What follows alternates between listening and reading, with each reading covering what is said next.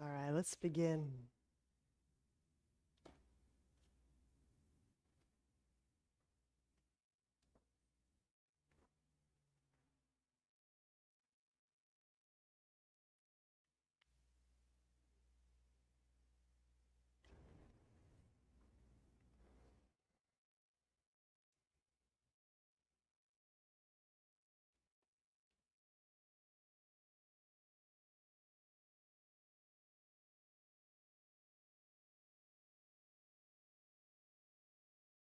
Feel the skull bones align over sit bones.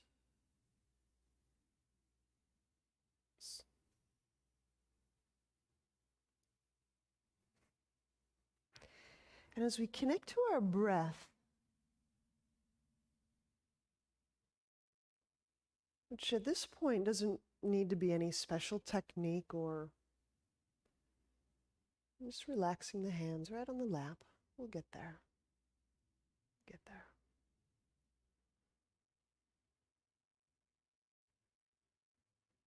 Let's find out if your breath can reach the pelvis.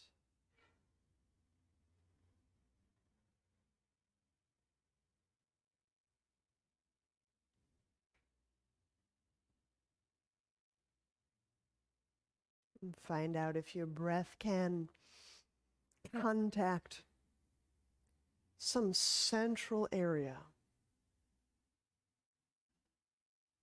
or core.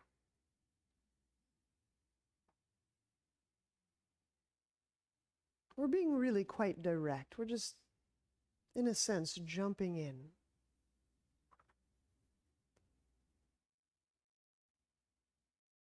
But also there's great worth to moving back to a direct experience with immediacy.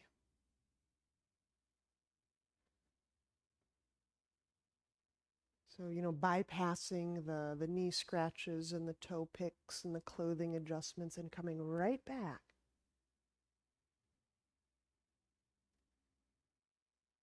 to feeling.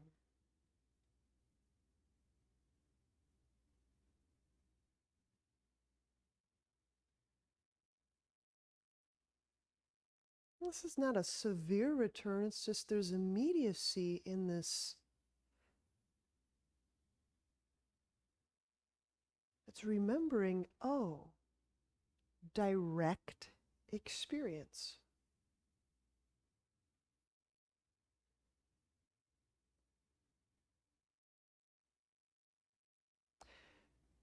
And that it's largely the why undergirding all of this work, this practice, is direct experience, unmediated. And how we do that is by feeling. So we're not conceptualizing or thinking about or making poetry from or remembering or grasping or writing anything down or even languaging or categorizing. It's direct, unmediated experience of cellular consciousness. And I say cellular to intimate that we can feel down to the level of aliveness that we had even in our mother's womb. I'm not asking us to do that right now, but I just want to say that this consciousness stuff has been with us. And how do we have a direct experience of that?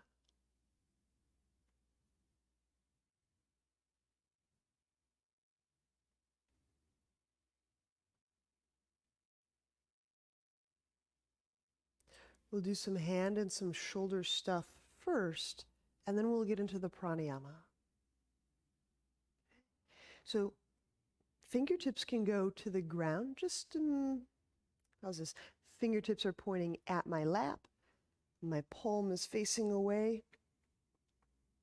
I'm not going for a severe stretch. I'm just taking some of the slack out of my palms and my forearms.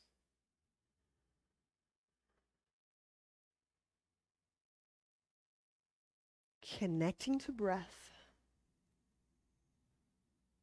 and listening.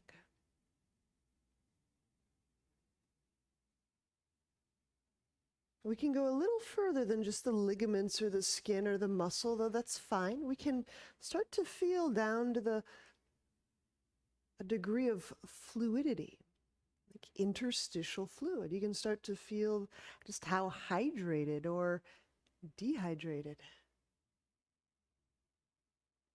That's just an easy way, a one way to feel fluidity, but that's not the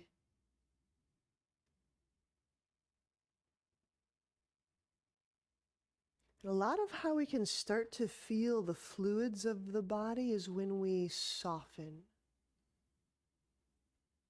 So often when we soften, fluids start to move. Right? It's usually when things move that we notice. It's when things change that we can have a perception.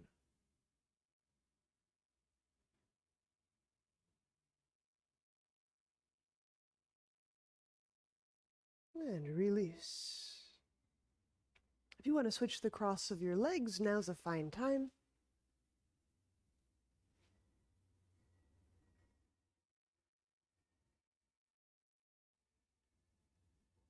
Allow the arms just to hang out beside you. Inhale. Feel, is there breath movement in your upper back, the upper ribs? And hold that for a moment. Raise the shoulders. Squeeze them together. Exhale as you squeeze. Drag. Drag down. Contractions move fluid. It's a really important part of our circulation. Inhale, relaxing the contraction. Relaxing contractions are a really important part of our circulation.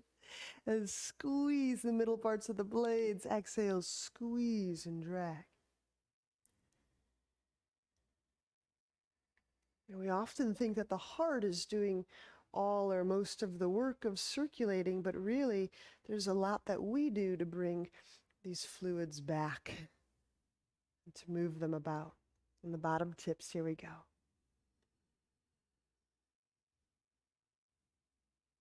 And so just after I'm most full with breath, I apply the squeeze and then exhaling, and feel how that squeeze might even increase. Okay. Let's do another round on our own. So there's a top area, a middle area, and a bottom area. So however you're feeling contraction. Top of the ribs, the middle of the ribs, the bottom of the ribs.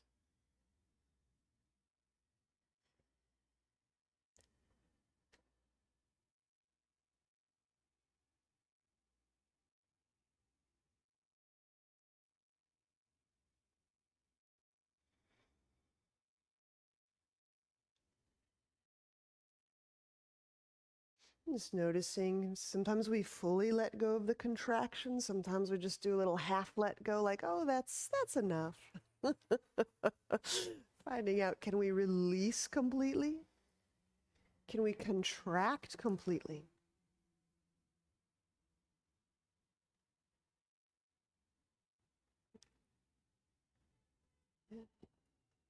Inhale, reach arms out to the side. Let's turn the palms up. I'm turning the palms up, slightly reaching the thumbs back. I'm lifting the chest. And exhale, roll the thumbs down, which turns the arm bones inwardly. And you can tip the chin down. There might be a little extra sensation. Okay, we'll do a few times. So inhaling is turning the palms up. Externally rotating these arms, or lifting through the chest wall, exhaling, lifting through the back wall.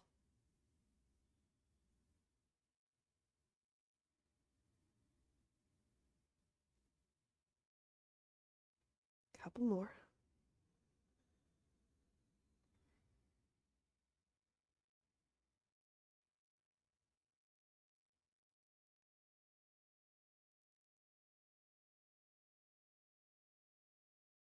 Relaxing the hips as you're sensing into the shoulders.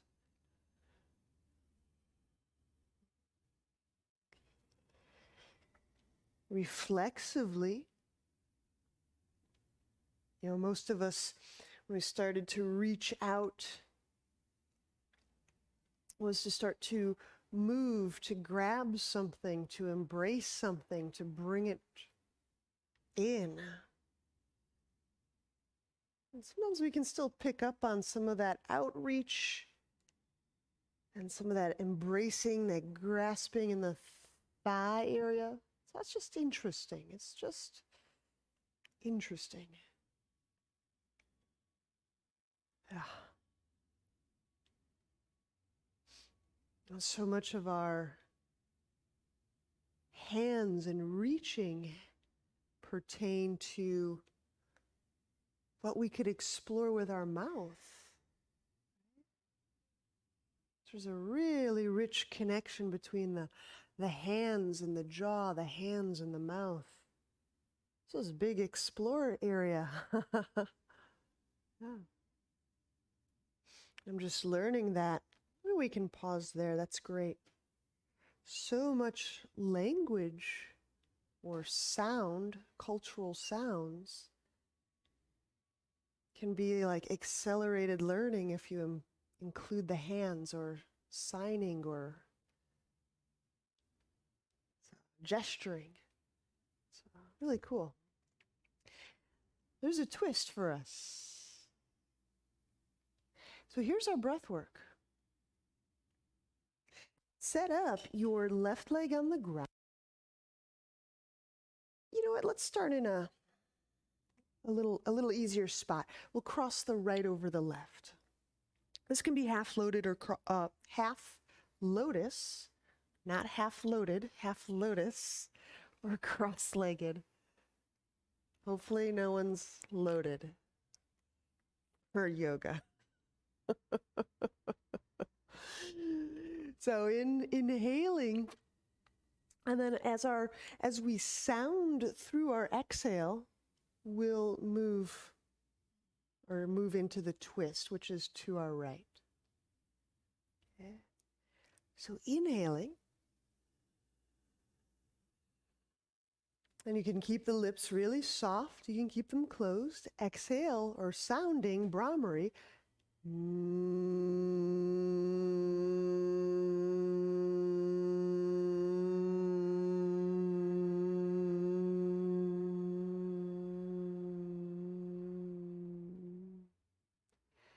And just maintaining right here this degree of twist.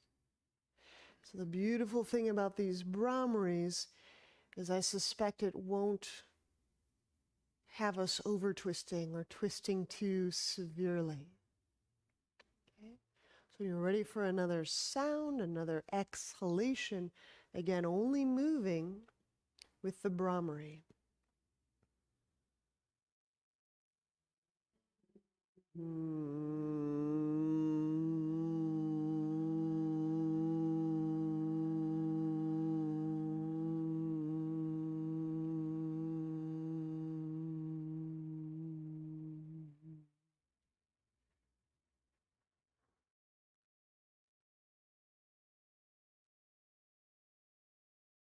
I will do a third one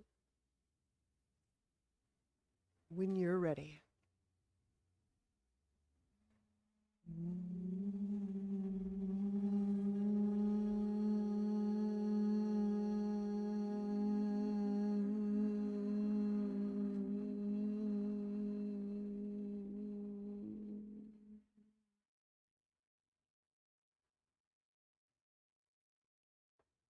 Taking a few extra breaths here. Sounded like we got into a nice spot.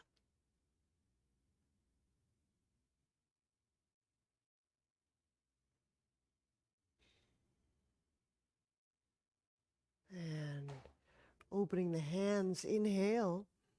unwind.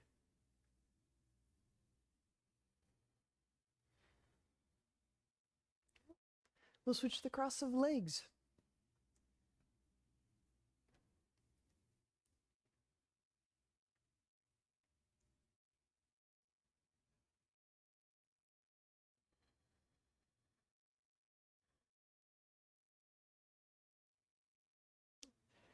So can you feel a breath connect with your core? Can you feel this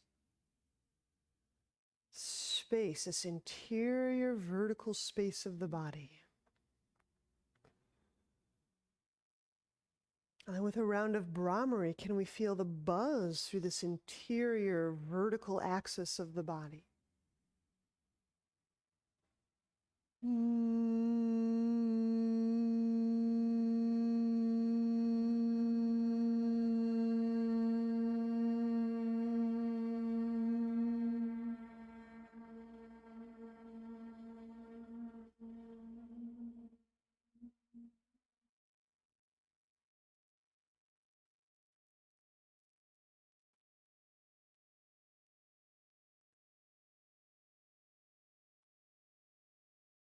When you're ready, a second round.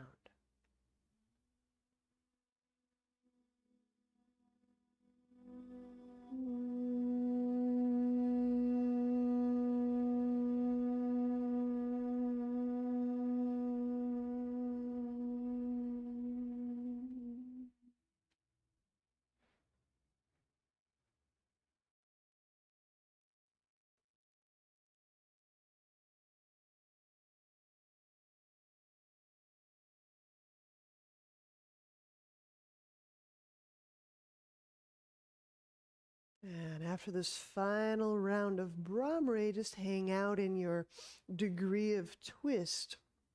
And you can just enjoy your breath there. So whenever you're ready, a third round.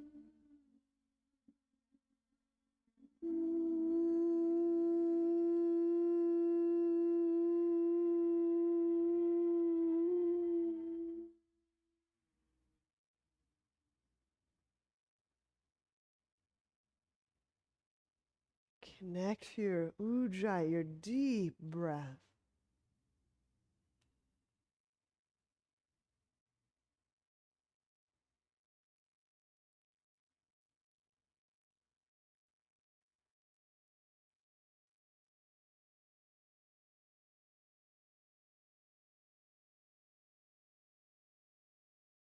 And opening up hands, inhale. Exiting twist. And unwind legs.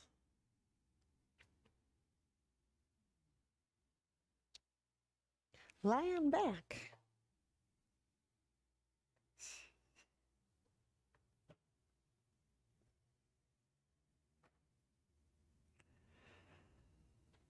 We'll take the hands to the back of the head, near the neck. We'll take the feet off the ground.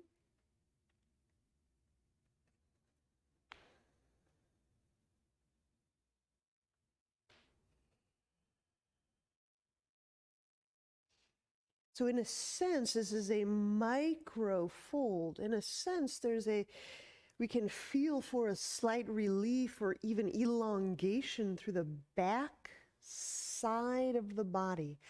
I'll invite us to just feel for the back line of the body lengthening.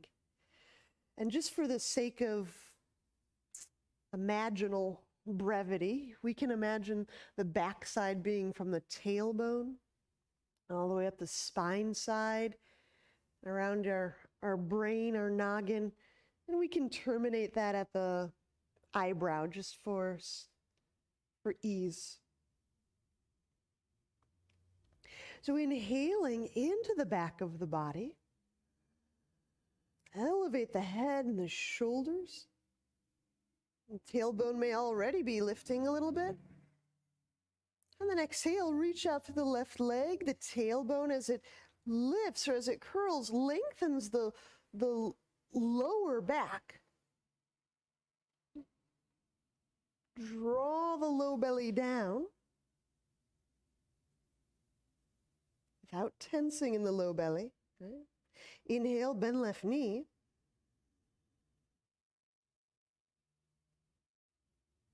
You may feel the tailbone able to shift. Exhale, reach out through the right leg. Use the reach of the leg to encourage the tailbone movement, which lengthens some part of the back body. Pulling low belly down further lengthens the back body. Doesn't flatten it, lengthens it. Inhale, bend that right knee. And let's keep playing around with this. Just anticipate we'll do 4 or 5 more each side.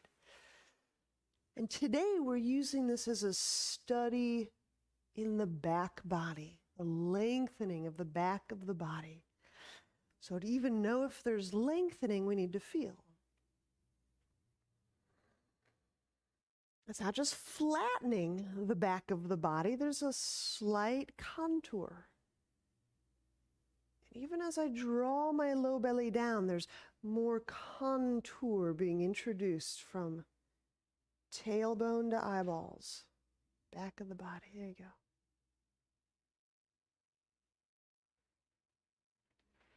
And perhaps conversely, you note where there is no lengthening, where there's perhaps stultified motions, inertias. Maybe there's an area of your spine that simply does not feel like it's participating in this movement, this abdominal and lifting movement. It's very embryo-like movement. Feeling that whole tailbone to head connection.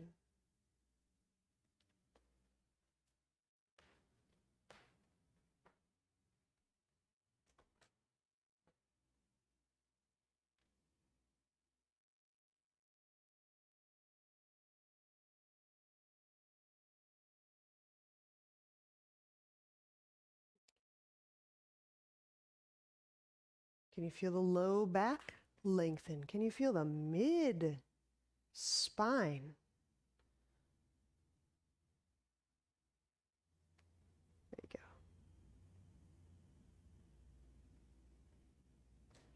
Drawing the belly down, does that lengthen the back of the body, or does it tense the interior in front of the low back?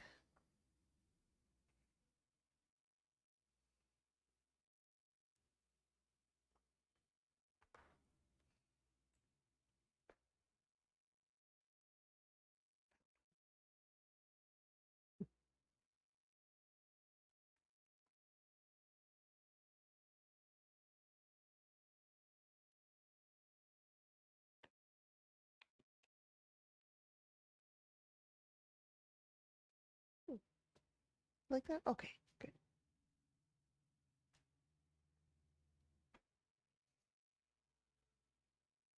All right. Let's use a roll. We'll be doing gate opener. So anticipate working legs apart, legs together. You've got a roll. Great. So with the legs up, roll between legs. Here we go.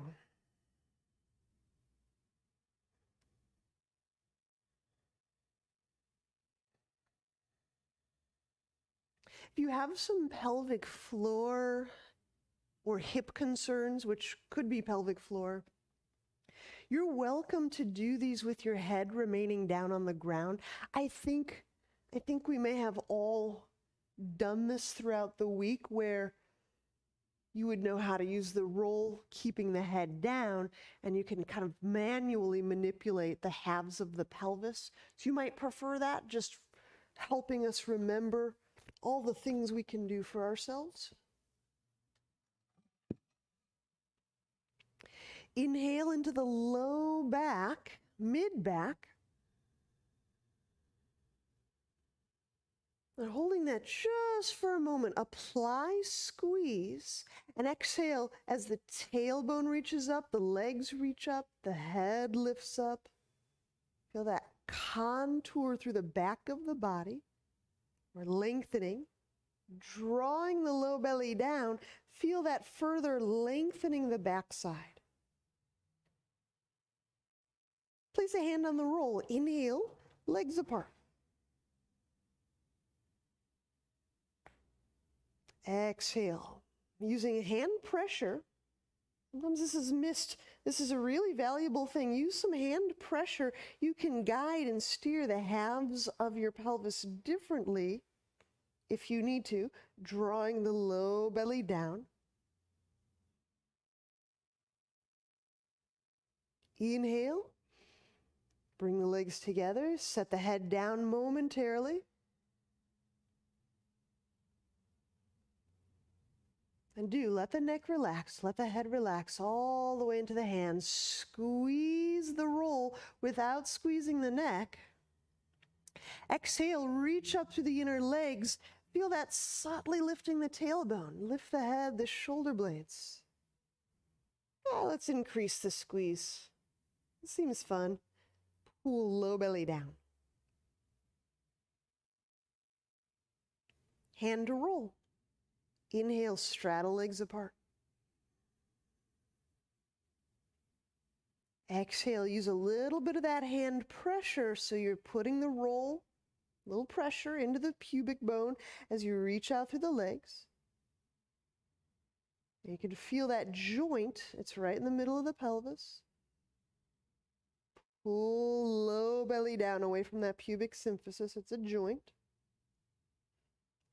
Inhale, bring the legs together, a really important joint, setting the head down. Now squeeze, reach up to the inner legs. Feel how the inner legs connect to the tailbone. The tailbone starts to lift. Exhale, the head and the shoulder blades lift. The back of the body subtly lengthens. And as you draw the belly down, the tailbone shifts slightly more. There's a little more contour. Okay, inhale, legs apart. You put a hand there, hold the roll, and then exhale, use a little hand pressure on the roll, on the pubic bone. So as you exhale, tailbone moves, legs out, reach.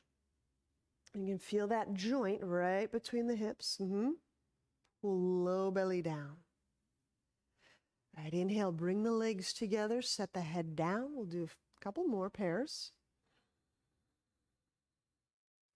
Holding that squeeze, find the inner parts of your legs, reach up through the inner legs as if they're lifting the tailbone slightly, as if they're connected to the tailbone. That's it, that's it. Exhale, the head and the shoulder blades off the ground. The inner legs, yep, they're still connected to the tailbone, exactly. And as you draw the belly down, yep, keep reaching up to that right. There you go. Good. Hand to roll, inhale, legs apart smoothly. Exhaling, use your hand right through the roll. You can feel that pubic bone as you reach out through the legs. You can feel if that joint is, if it's mobile, if there's energetically mobile there. You can feel if it's stuck. Pull low belly down. Inhale, bring the legs together. Do the last pair on your own. Make it up if you're not sure where you are in life.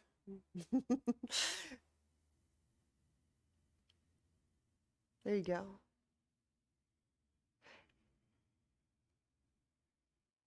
The squeeze of the legs brings energy to the foreground. If the squeeze of the leg prevents motion, we might be doing more of a clamping or a damming action.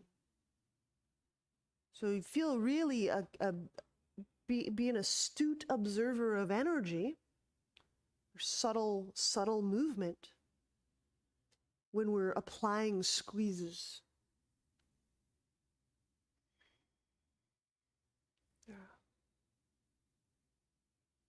All right.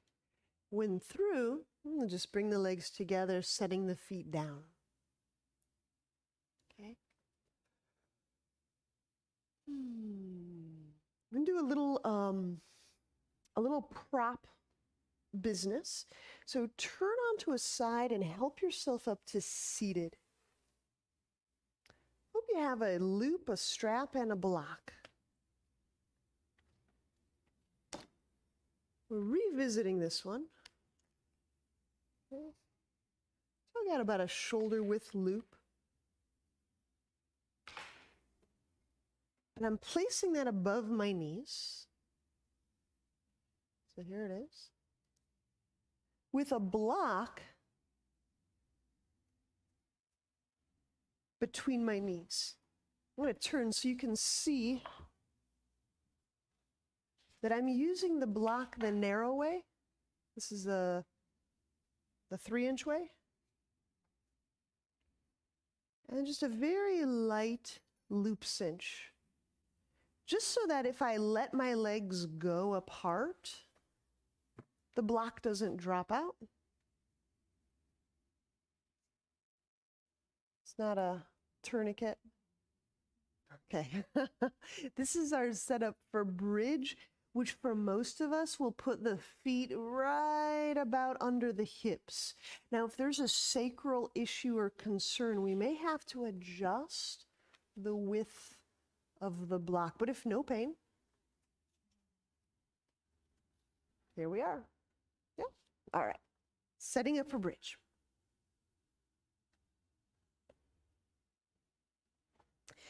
Can you reach down with fingertips and skim heel? Inhale, lifting the heart and the ribs and the rib muscles away from the block. With the feet lightly active, exhale. The tailbone toward the block. The buttock lifts. The low back lifts.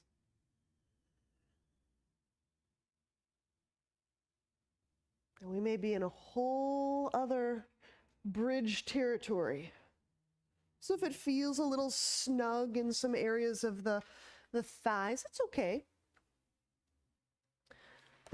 What there should not, need not be, is any pinch near the sacrum. So we need to attend for that. How is it? Bring the right foot in a little bit. Yeah, wiggle it in, wiggle it in.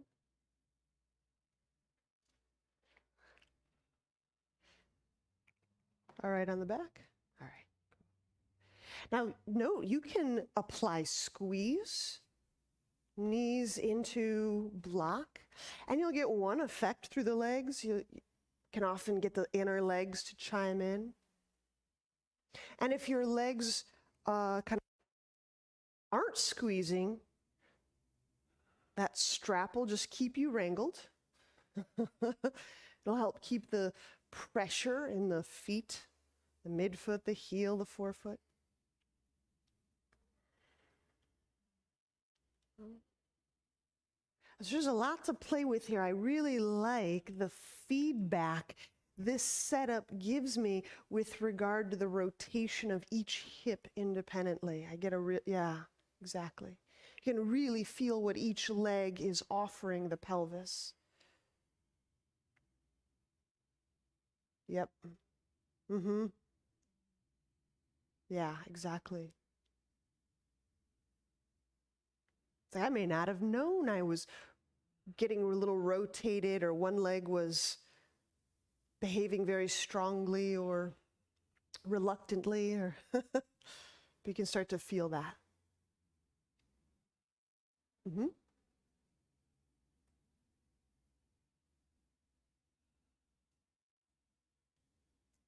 Good. Now, this is wonderful. We're getting wonderful breath.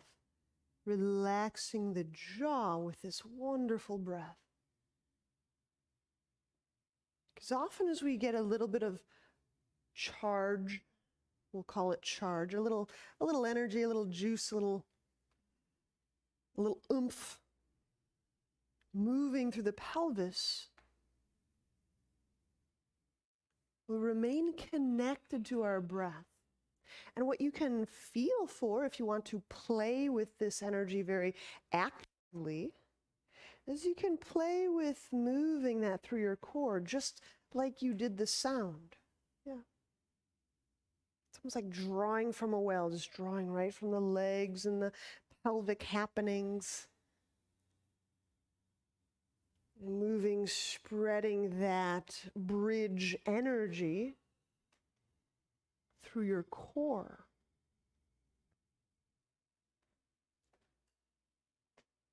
Now, remembering core extends all the way into brain. So if you're going to breathe that bridge energy all the way into your core and head, relaxing, relaxing all around the brain.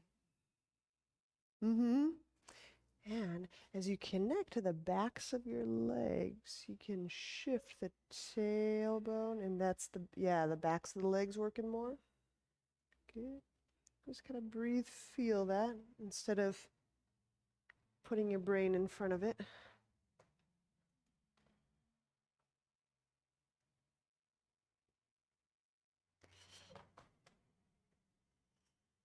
And we'll begin our descent. Bring the upper back down, the mid-spine. And once you've lowered your back and your buttock down, I'd recommend bend your knees toward your chest to loosen the strap. So you kind of bring kind of tucking the legs in. Try to make sense of these lights. Good. All right, and then turn onto a side. Let's set up Dolphin. There's some quacking going on over here. Dolphin.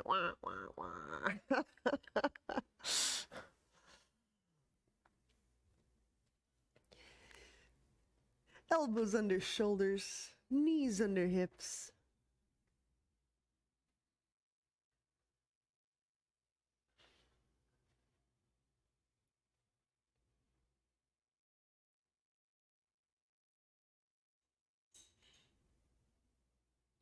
Now just wait out a little bit.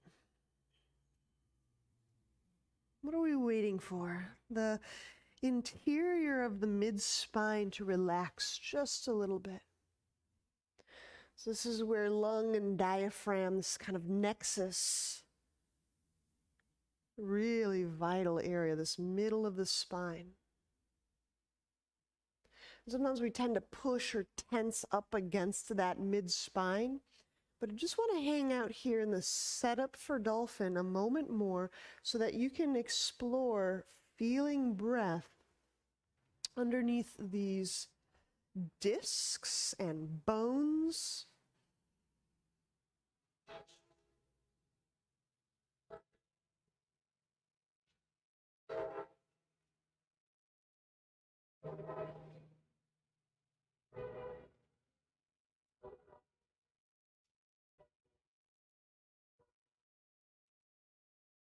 And then curling toes under. When you're ready, we'll press into Dolphin.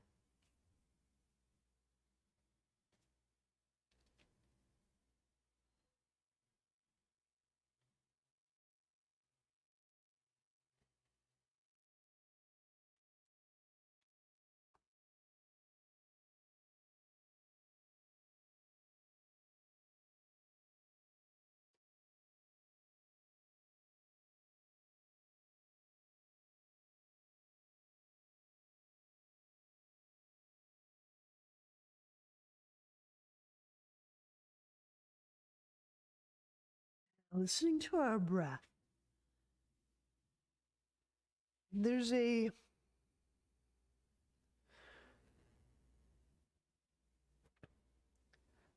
way to slow down our exhaling without getting in the way of it. There's a way to slow down that exhalation where we still feel support, we're not collapsing. And it takes a very light amount of activity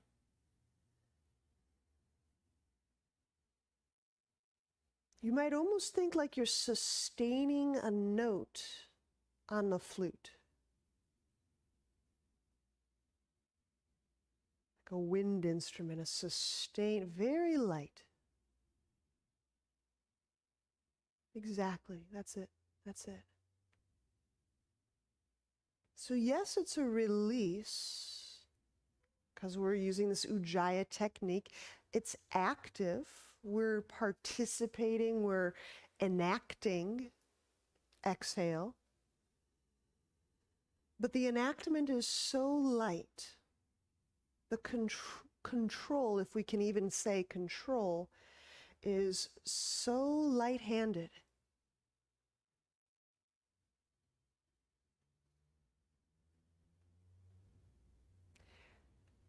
Shift the weight into your left heel. You can do this just by shifting or using the right foot to weigh down the left heel.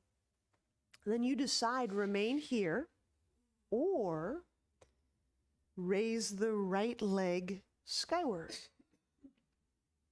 Some of you will just like that weight in the left heel.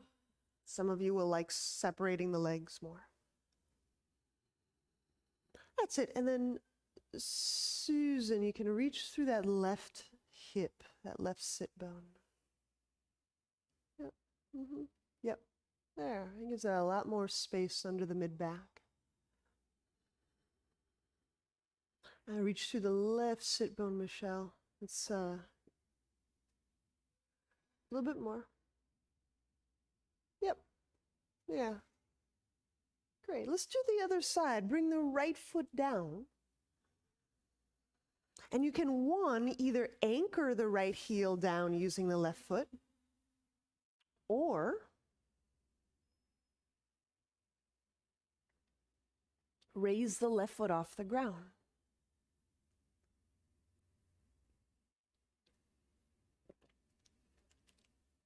Exactly, Marcy. But I'm lifting up through both sit bones.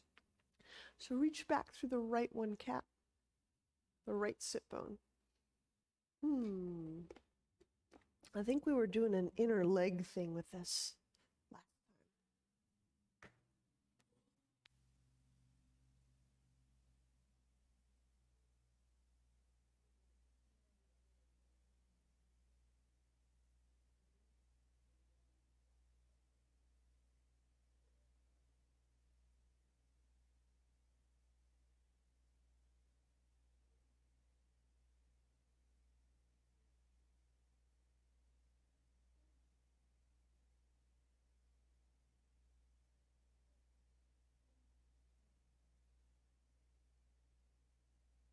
And we'll set that left foot down, ending dolphin, resting dolphin.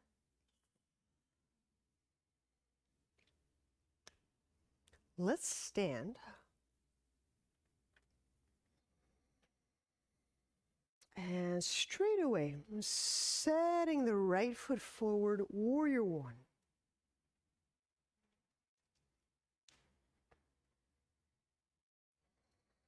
Inhale the arms up overhead. And exhaling, feel the feet sediment, sink into the ground. It's the tailbone, just very subtle, and it sinks down away from the brain.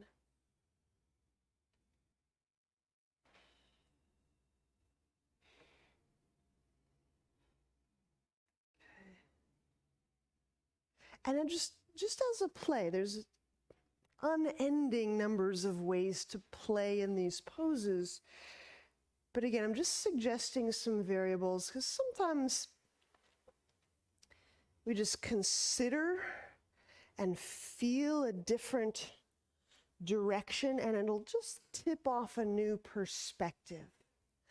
So with our legs, with our arms, imagine or feel you're actually narrowing the space of the room. Actually kind Kind of siphoning that space up. And sometimes for some people, the reason I offer this is this narrowing, this hugging, this embracing space can actually land us more squarely in our core. So it may take a little bit of like you're squeezing the air with the bicep, squeezing space with the legs. Yeah. And don't worry, in a moment we'll get real big, so you don't have to be narrow for too long. Some people play in this narrower space very easily. Right? Now, easy twisting warrior. Inhale, I'm going to go right hand to thigh, left hand to ground. When I like the placement of left hand, exhale, the right arm to the sky.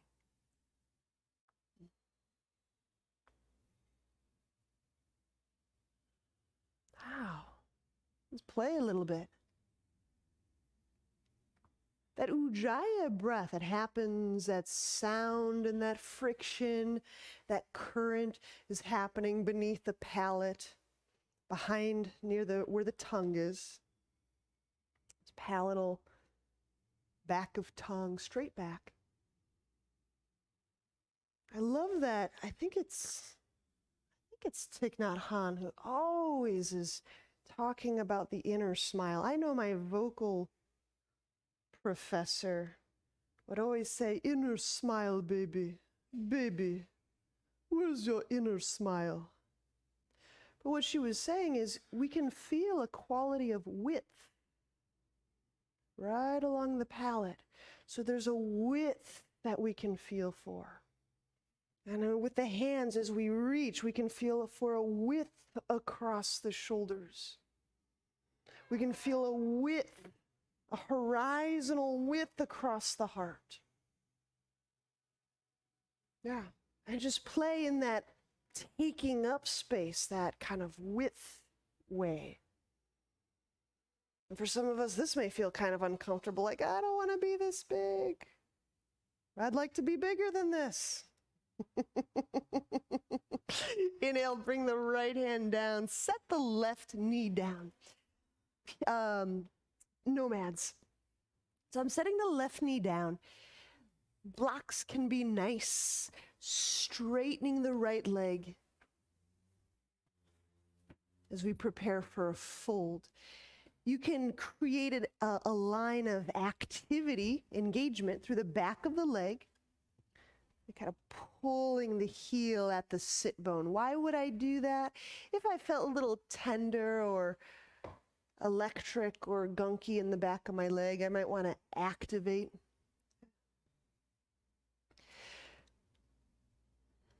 So now that we're moving into a fold, can you feel for a quality of width through the pelvis?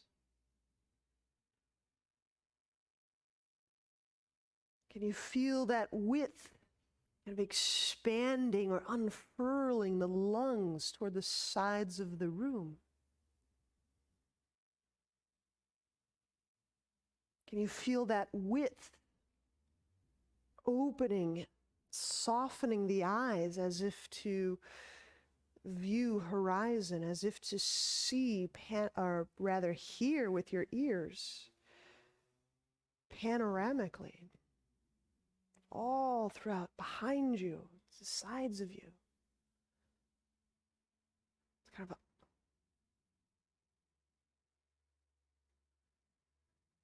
these are just little explorations in the pose, and they're just here to help us understand how we perceive.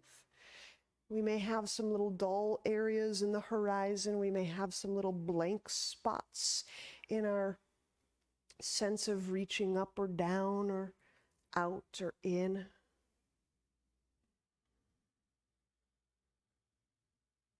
So how we sense space is very often how we're inhabiting space.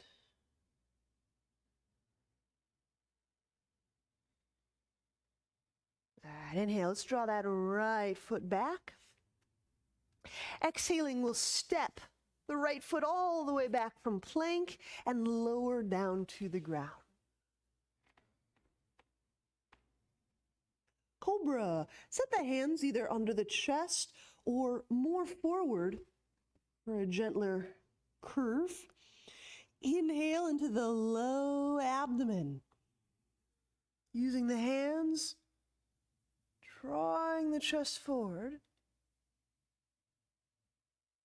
without tensing around the heart. Exhale, lower down, downward dog.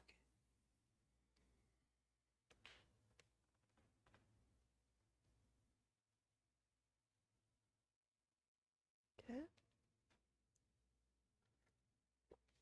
So just find out what happens in your body, what changes, what little maneuvers occur for you when you feel as if you're hugging space, meaning you're compressing space, not your body, but the space, gathering or embracing space with your arms, with your legs. Yeah, maybe it gives you more support. Maybe it feels crowded. Maybe it gives you a sense of occupying your body from the head to the tail. There you go. Nice. Nice. All right, warrior one. Inhale, left foot forward. When we draw the arms up, we'll continue this kind of embracing or hugging. That's a little bit imaginary. I know we have to imagine some things.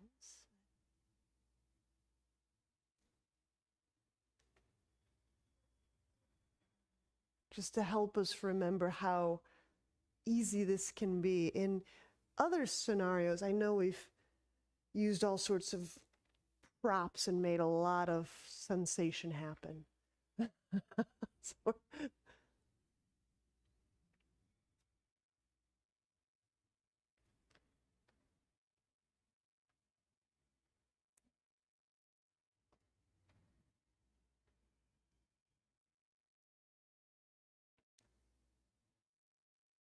So when you push out into me, then you do the hugging it. There you go. There's a wrap. So you press out into me and then hug with biceps. There. Yeah. Why not? That's fun. Easy twisting warrior. Inhale, we're going right hand to the ground. You can go left hand to thigh if you want.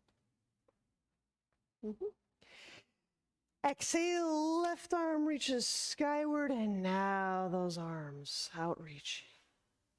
There it is. There it is. So again, now width. Can you feel the width of the heart?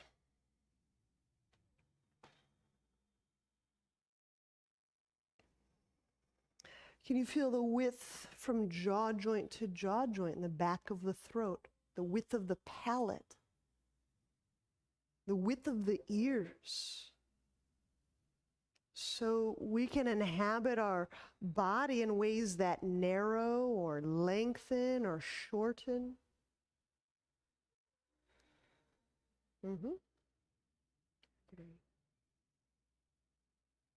There's a brain breath coming along. And so that palatal area, so you're going to inhale right in between, without tightening, without tensing, as if you're widening my fingers apart right here around your pharynx. There you go. That's it. Yeah, that's lighter on the neck. That's sweet. Nomads. Inhale, left hand down, right knee down. Yeah. Exhaling, folding, and now this position just gives us a little more freedom to explore the width of the pelvis.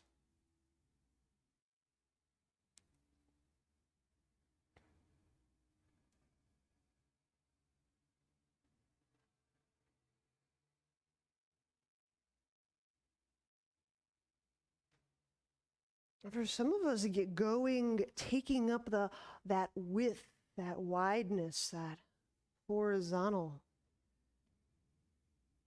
can be psychologically a little trippy. I don't need to take up this much space. You may feel that you can occupy like the left side, but going wide on the right is a little more challenging.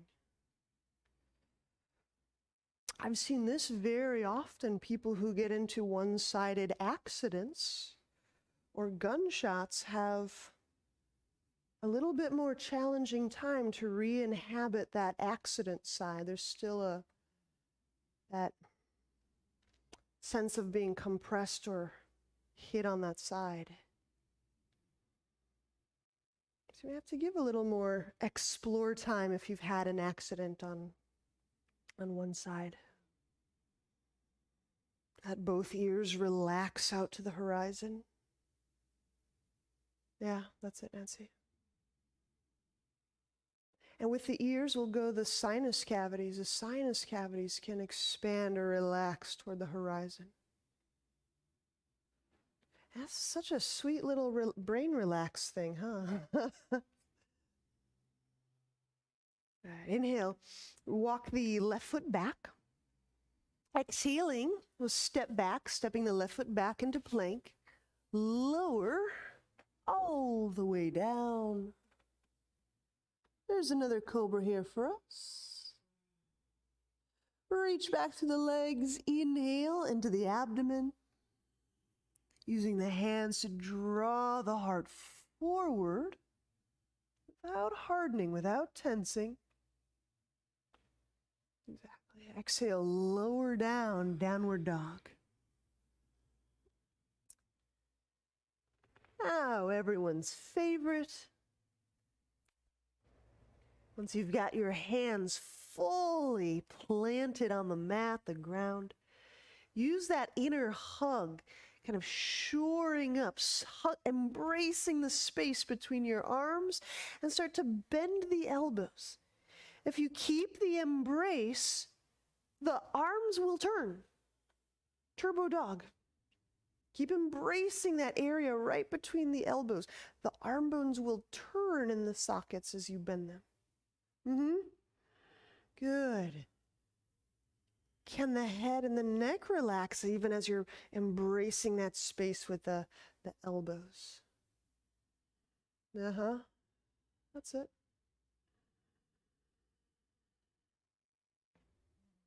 Warrior two, inhale the right foot forward. We need those shoulders warm. There's a special request today. I won't say who because I don't want them to get in trouble. Interlace the hands behind back for chest opener. And let's just hang for a second here, letting the weight of our body kind of sediment through the legs into the feet, gravity. It's not collapse, but it's feeling like the matter of the body. Abiding by gravity. Right? Now inhale, feel the float or the lift, the buoyancy. As the ribs telescope toward the sky. And exhaling, the feet sediment toward the ground. Actually releasing the pelvis and the tailbone down. Not guiding, not pushing, not motorically doing pelvis to ground, but releasing. There you go. I hope that feels a little nicer on the back.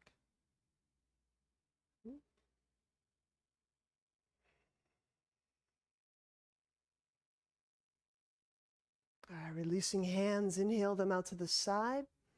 Interlock warrior. Exhale, bringing the right armpit, inside the right thigh. Left hand behind back. Now before I even connect the hands, I'm pressing through the legs, setting up the feet. That that kind of groiny depth here can be really nice for our future moves.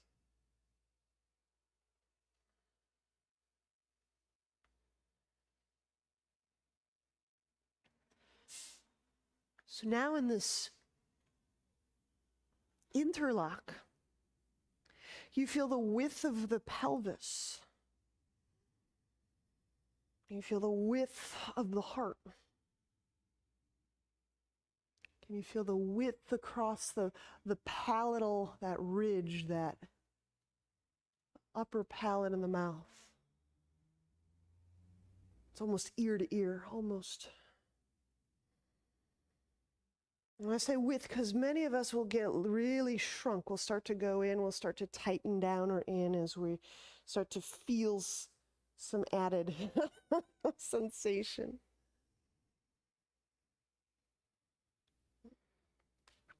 When we release the hands, inhale, moving into pyramid. So I bring the hands around the right foot, shorten the stance, straighten the legs, folding.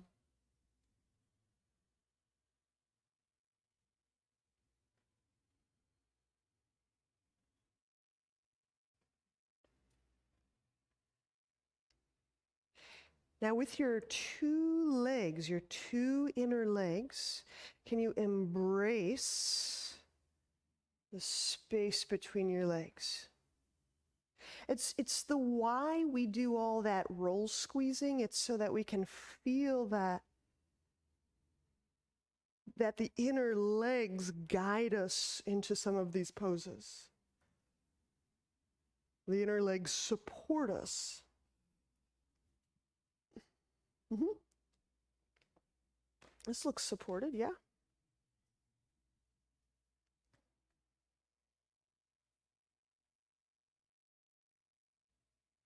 Press.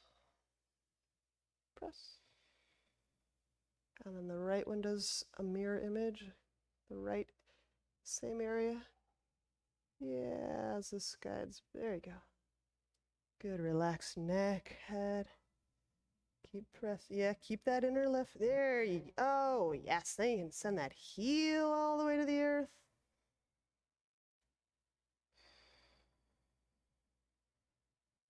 I'm going to take the block away. You keep going. Ooh, right one too. Right one too. Uh-huh. Vertical splits. Inhale, the hands forward just slightly, 6 inches or so.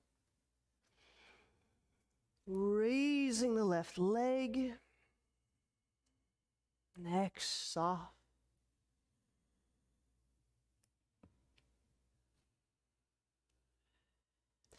Now the inner legs, as you kind of embrace that space between the legs, part of that helps us reach toward the heel and toward the head. Feel the head lengthening down.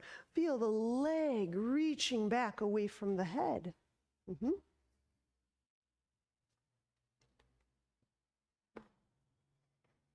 Gotcha. A little squeezy squeeze. There you go. Now raise. Mm-hmm. Tweeze and raise. We're almost there, I promise. There you go. There it is. There you go. Inhale, set that left foot down to the ground. Exhaling, downward dog. Just step that right foot back. Yeah, thighs matter, huh? Inhale, left foot forward, warrior two. We're preparing for a chest opener.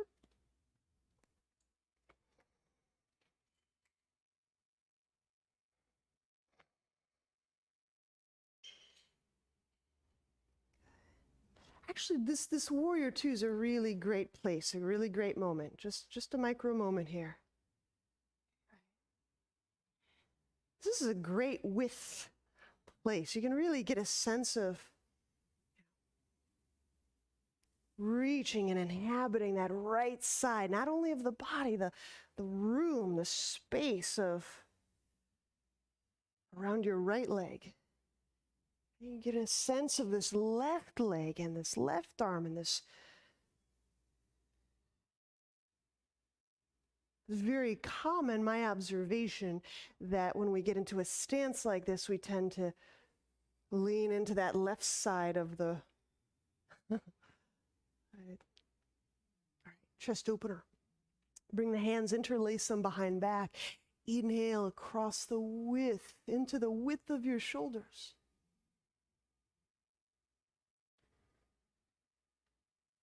Exhaling. Skull bones lift up. Feel the gravity of the weight of the body being escorted down through the tailbone, down through the legs, down into the feet. There you go. Now it gets real. That gravity that's the real maker.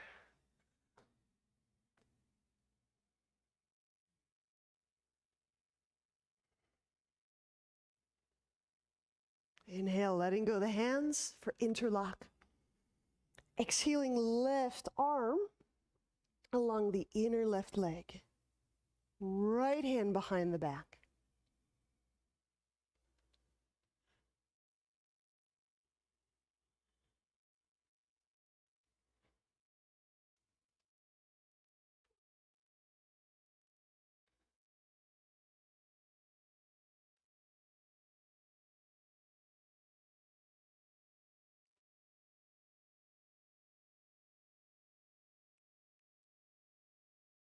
You can use that inner left thigh right here. That inner left thigh right where the block was, Joy. Remember that block? Feel that block? Yeah, and just press, squeeze that part of your thigh in right here.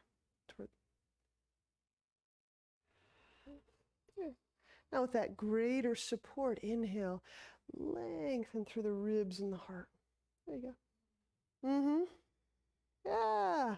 So we get our legs under us. Where else can we feel space? You can feel that.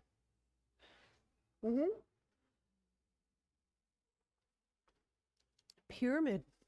Release hands. Inhale. Set them down. Step the right foot forward slightly. Straightening legs and folding.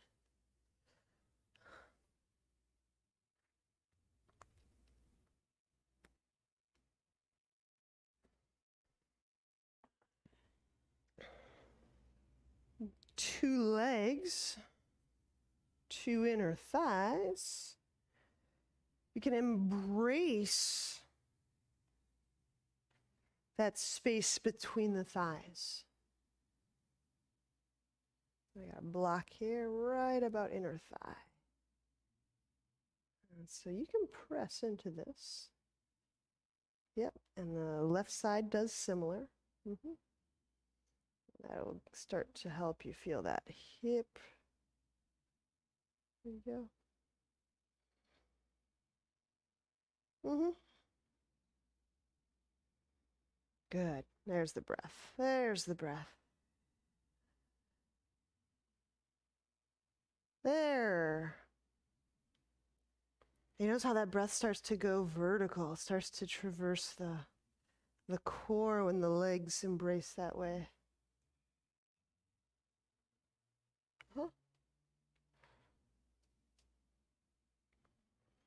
Now, using those inner thighs, here we go, vertical splits. Inhale. Send the the hands forward a few inches. Elevate the right leg. That's it, cat, that's it.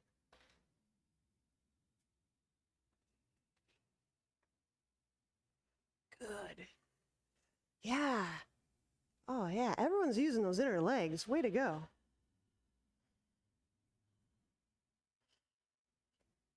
Use your guard thighs, Michelle. Use those guard thighs. And then reach out. Yes, yes, yes, yes, yes.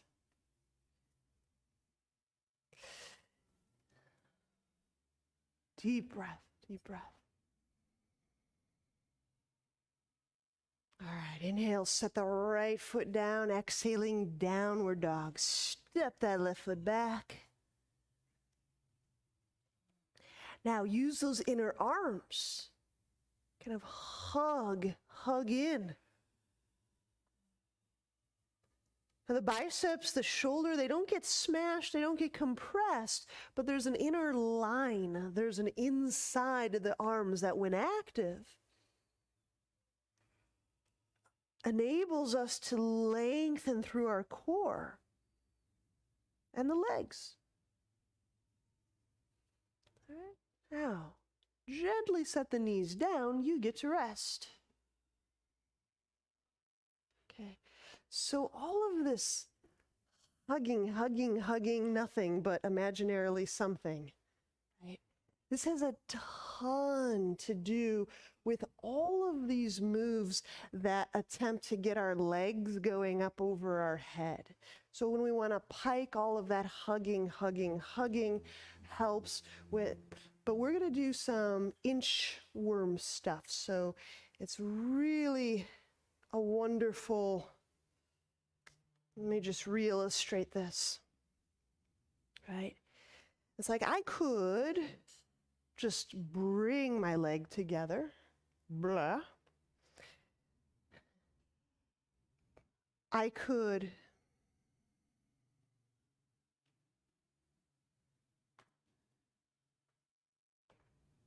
embrace the space between the legs, the balance, right? You can see, you can even feel the difference. I let them together. I embrace the space. There's a totally different motion and feel to that. And the arms, like, sure I could, but what I'm suggesting is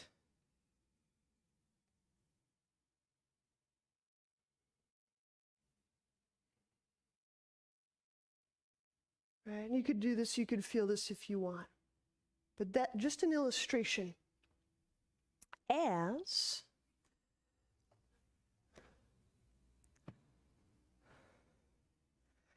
we get a little soccer slidey situation. There's towels, so it's lighter than this. I'm going to start off with just that. Okay.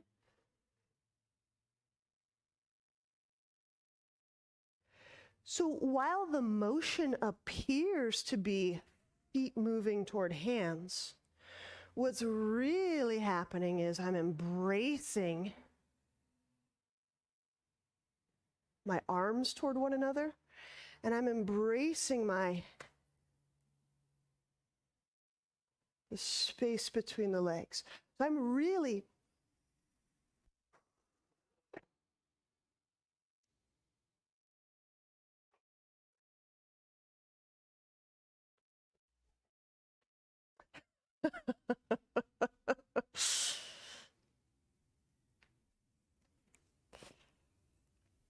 You might even just try that from plank. You get into a plank and just start to hug the space between the arms and hug the space between the legs.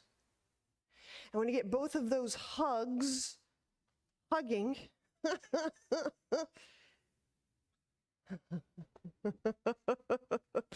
I give you a little something here.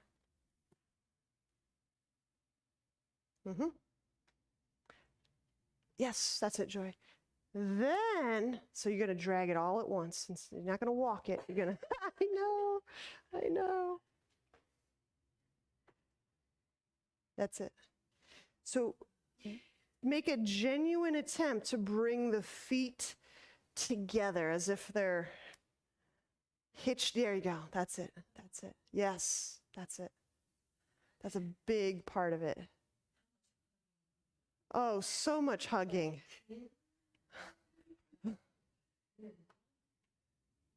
So we can do a little exercise. Okay, this is freestyle. I'll just talk through our freestyle. The question was how much hugging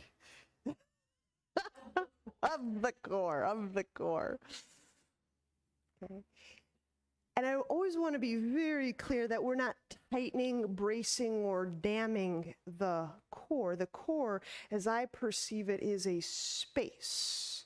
It's more like a gathering does. So it gives me the vertical axis. Out and standing, Marcy. His feet is as close as comfortable, arms overhead.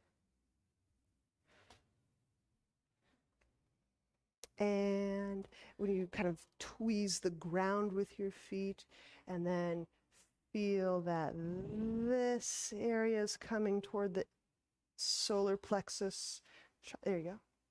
Now, when you go in here, do you feel how the heels go down and the arms go up, actually? Mm-hmm. Yeah. So when I gather in, I afford myself more vertical axis. There's more down and there's more up. When I gather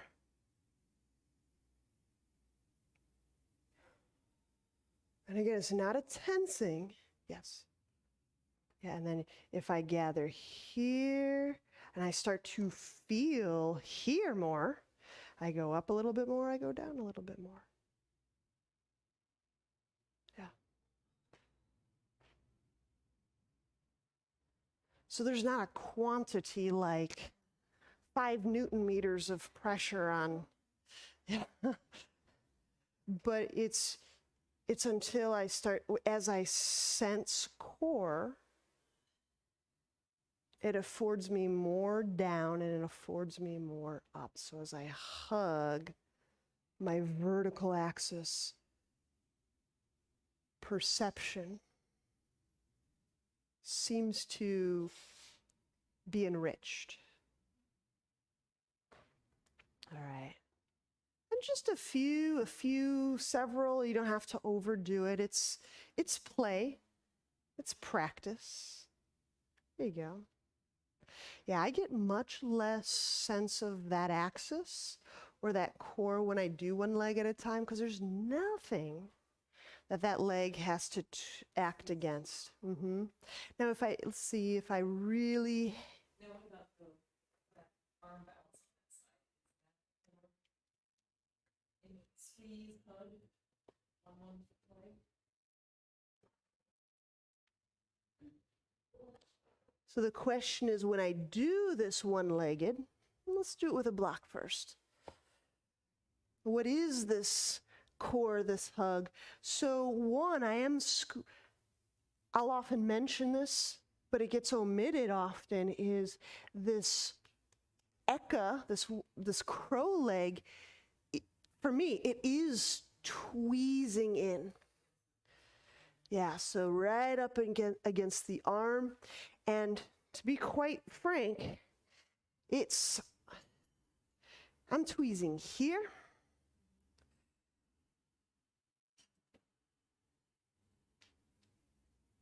And I'm just trying to think through, like, if I were in a butterfly pose and I put my hands and I resisted, I'm just kind of playing for a second here. Because Marcy's asking the question if how much of that inner squeeze helps me do Eka Padabhakasana or inchworm. So that's the quality that I'm working with in my Eka.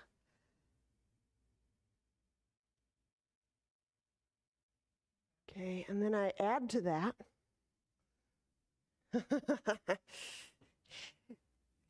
And I probably came up to each one of you and gave you a little bit of a tactile sense of inner leg here. So if I had completely, okay, these are my hands right into my inner thighs and resisting just the same. In fact, that's probably not a bad exercise just to, again, often omitted. In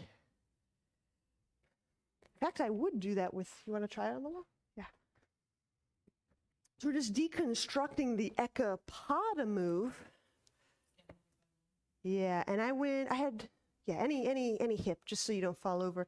And I'm putting one hand on each of my inner thighs. And I'll do the pose that Marcy is prepping for, which is, how do I get those?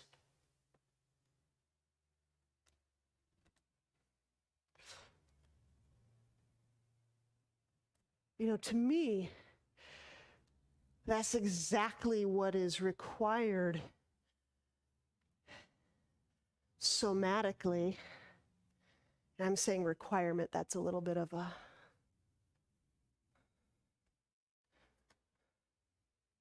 so you can get that sense of both legs tweezing inward. We also do it when we do all that twisted root.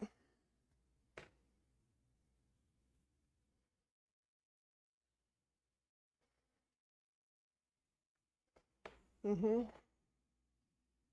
Press in, press, yeah. And go ahead and reach up a little bit more. Because often, yep, exactly, because when you get the inner thigh, and then you can reach out a little bit more, and then you reach out a little, there you go, there it is. You feel how it starts to lengthen, and in a sense, it does get lighter. But it really does take, and we can all have a seat at this moment.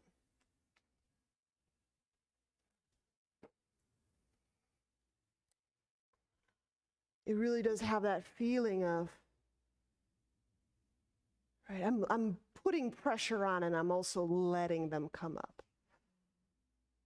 That's really what I was doing in that Ekapada. That's really what I was trying to help us do in that vertical splits is I'm using these groinal embrace, you know, and just to put a little bit of an artistic or poetic spin on this. It's like these are really primary kind of ways that we move. It's not that we grow up learning how to engage our inner legs. Rather, it's that, you know, presuming typical development, it's that we learned how to embrace the ground. You know, we learned how to, this is embracing the ground. This isn't dragging or lighting up my lats or engaging my groin. This is a much more fundamental movement of bringing the world closer to me to hold and to explore and to get. Like, if I can get to it, I'm putting it in my mouth. Let's have a seat in shoelace.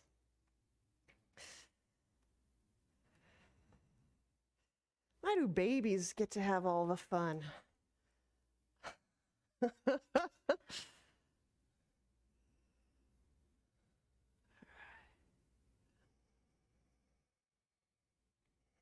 Forward fold.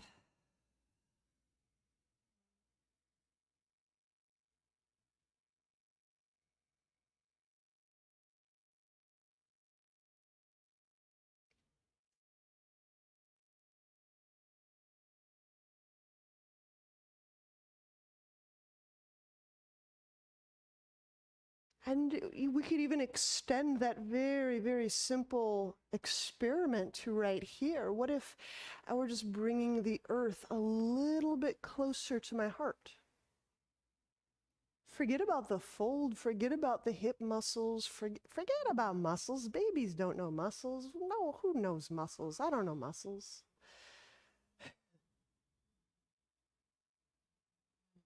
But with my hands feeling the earth, you can get that sense of drawing the earth, the heart, closer.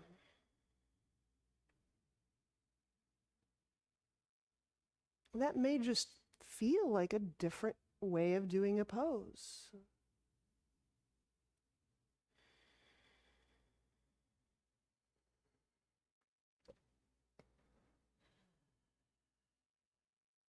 Walk the hands back. We'll change cross of legs.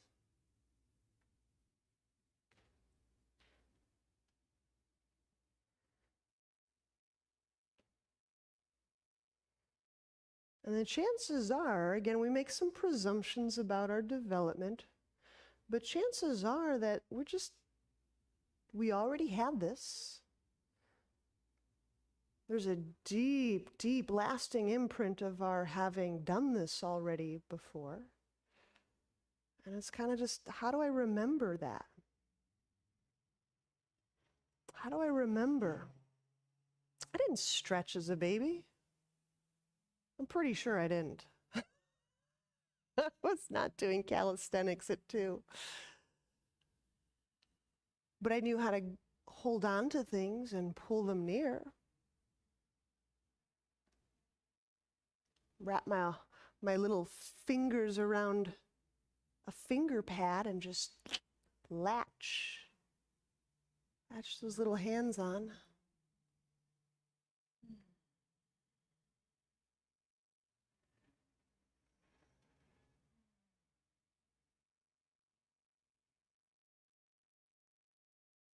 I've always known how to bring the heart closer to the land and the land into the heart.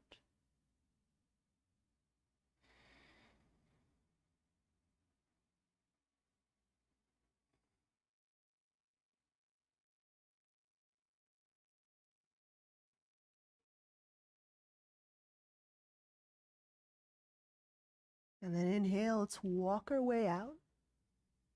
Unwind legs. And we should take Shavasana. It'll be a brief one, but we'll take it. So please lie back. And as you lie back, forget everything we just talked about. And I mean that sincerely. Let whatever needs to stay, stay. It will find its way into the body. And then forget everything.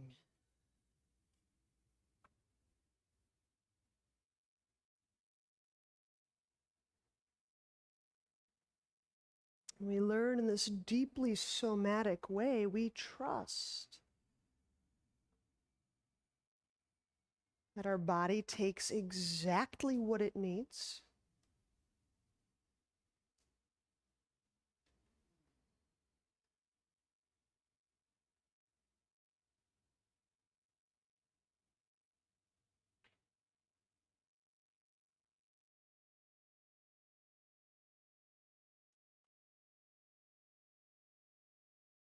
And whatever's important will just snowflake in. It will get absorbed without our having to pull it in or grab it in or hold it. And all the rest we can forget.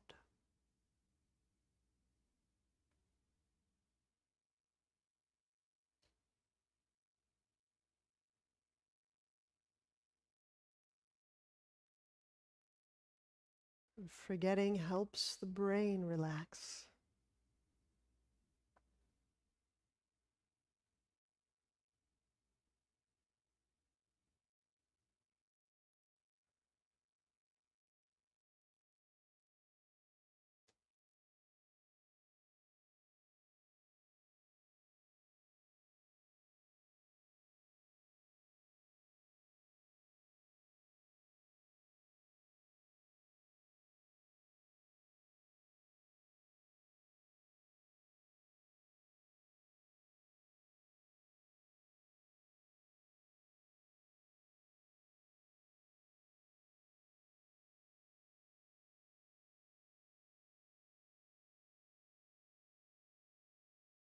Embracing and letting go. All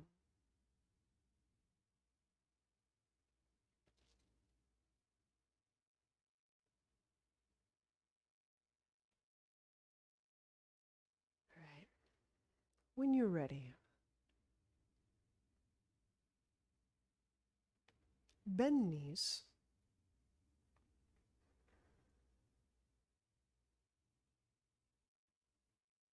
Turn to a side.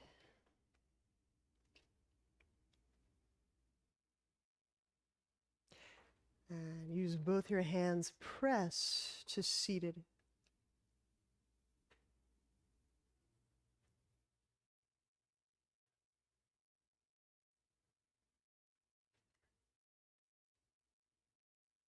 Namaste.